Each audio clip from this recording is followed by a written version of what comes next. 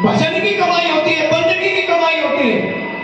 उस मालिक का नाम जिसने जीते जी जितना लिया वो ही साथ जाएगा।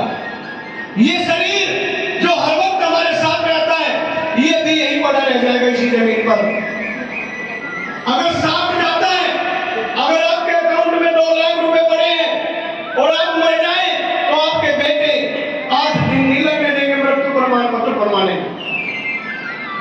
8 दिन में सारे कागज बनवा देंगे और खाते में ट्रांसफर, है ना। ये धन दौलत यही रह जाएगी। अगर सच्ची कमाई है वो है भजन की कमाई, क्योंकि भगवान गिनती के साथ देते हैं। किसी को 1000 दे दिए, किसी को 2000 दे दिए, किसी को 100 दे दिए, किसी को 300 दे दिए, किसी को पैदा होते ही समाप्त कर दिया। ये भगवान की लीला है। इसलिए जितने सांसों में जितना भजन करेगा इंसान, जितना ज्यादा भजन करेगा वहां अकाउंट ओपन हो जाएगा। गुरु शरण में नाम लेकर के अपना एडमिशन कराइए। समझ लीजिए आपका एंट्री आपका खाता उस बैंक में खुल चुका है जो परमात्मा का अकाउंट है। अगर आपने सुमरण किया है, मरने के बाद ये आंखें वहां बोलने लगती हैं, ये कान वहां बोलने लगते हैं, ये हाथ वहां बोलने लगते हैं, ये आत्मा वहां बोलने लगती है कि इसने पूरी जिंदगी मेरे से क्या किया। ये सीसीआर कैमरे हैं भगवान के बनाए हुए। जब से पैदा होता है इंसान पूरी जिंदगी को इसमें रिकॉर्ड कर लेती है ये आंखें, और ये वहां बोलने लगती है कि इसने अपनी बेटी को बेटी समझा और दूसरे की बेटी को गंदी नजर से देखा, इसलिए इसने मेरा विरोध क्यों किया। ठीक है ना। हमारा कर्म हमारा अपराध होता है और हमारा गुरु नाम हमारा वकील होता है। जो गुरु नाम लेकर के भजन करते हैं, जब मरता है इंसान ये आत्मा वहां पहुंचती है तो गुरु नाम वहां वकील बन करके खड़ा हो जाता है और कहता है मैं इसका साक्षी हूं कि इसने आपका नाम लिया है। और वकील जैसी चार्जशीट बनाएगा वैसी तो मजिस्ट्रेट को सुनवाई करनी होती है। बिल्कुल मर्डर हो जाए तो जमानत की वकील कराते हैं, उसी तरीके से गुरु नाम वकील है। समझ रहे हैं ना। इसलिए सच्ची कमाई कौन सी है? भजन की कमाई, सुमरण की कमाई। और भाई वो तूने पूरी जिंदगी किया नहीं, इसलिए तेरे साथ कुछ नहीं जाना। फिर और जब मैं कर्म कर रहा हूं कि भोगेगा भी तू नहीं, और तुम खा रहे हो, भाई मुझे क्या पता तुम कहां से लाते हो, पता तो तुम्हें ही है, हमें तो खाने से मतलब है। इसलिए कर्म का भोग उसी को भोगना होगा जो करता है। साधु के पास आया और पैर पकड़ ली, गुरुजी आप अपनी शरण में रख लो, ना भाई किसी का ना बेटा किसी का, मैंने तो अब तक अंधेरे में जीवन बिताया।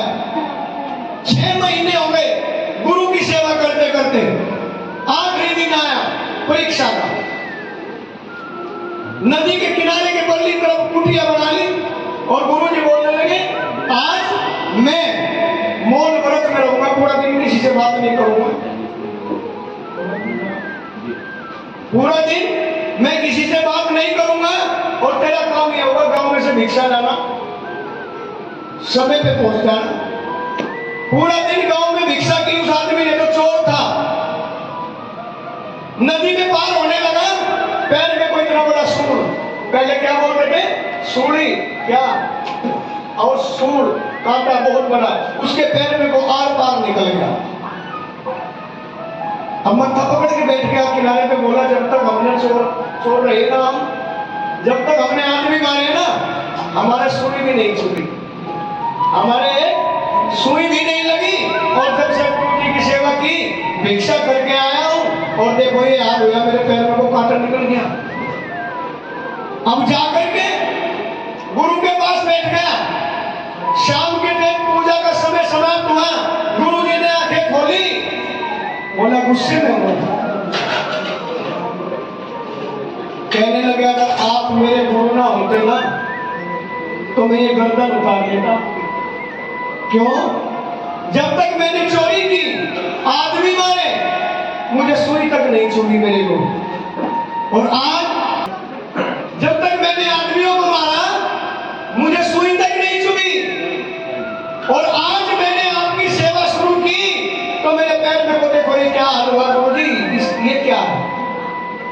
तो गुरु जी बोलते हैं घबरा गया इसी से? जी हाँ। अरे मूर्ख, तूने तो पूरी जिंदगी वो कर्म किया है, ऐसा अपराध किया है, तुझे टंगना था, ये तेरी 6 महीने की भक्ति का फल है जो तेरे पैर पे ला करके उतार दी। इसलिए भक्ति का फल हमें दिखाई तो देता है, लेकिन हम उसको देखना नहीं चाहते। हमारे पास वो नजर नहीं है। जो हमारे जीवन में दुख है, हो सकता है वो कुछ और भी तो हो सकता था। इसलिए भक्ति से कभी भी मुंह नहीं मोड़ना चाहिए, भगवान को हमेशा याद करना चाहिए। बैठो बेटा, बैठो। जय जय गुरुदेव।